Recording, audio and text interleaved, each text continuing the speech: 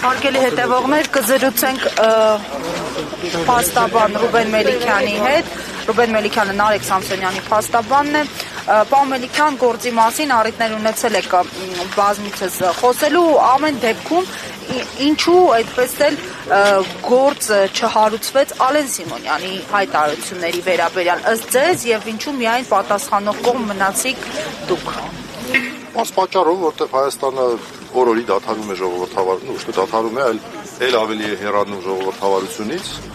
էլ ավելի է հեռանում իրավական պետության գոնե նվազագույն ստանդարտներից եւ այսպիսի ակնհայտ, այսպիսի որ ասելու բան չկա։ Հայամատեք Նարեկի եւ Վազգենի արածը օրինակ Տալինի ԿՊԱ-ական քաղաքապետ ինչ էր անունը Տավրոս Սափյանի վարքագծի հետ մեր սրբություն սրբոցի դռների առջև նրա հայվեյանքը, նրա վարքագիծը։ Սա է մեր երկրում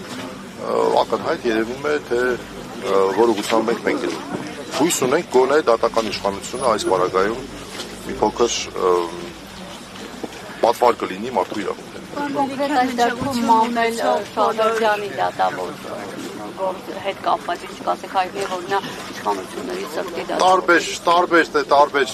փորձ ունենք, դրական, բացասական այս պահին որևէ գնահատական չէ։ Բայց ասում են հիմա ինչ-որ խնդիրներ ունի, հավանաբար կփորձի նաև ձեր միջոցով այդ խնդիրները լուծել։ Դե գիտեք,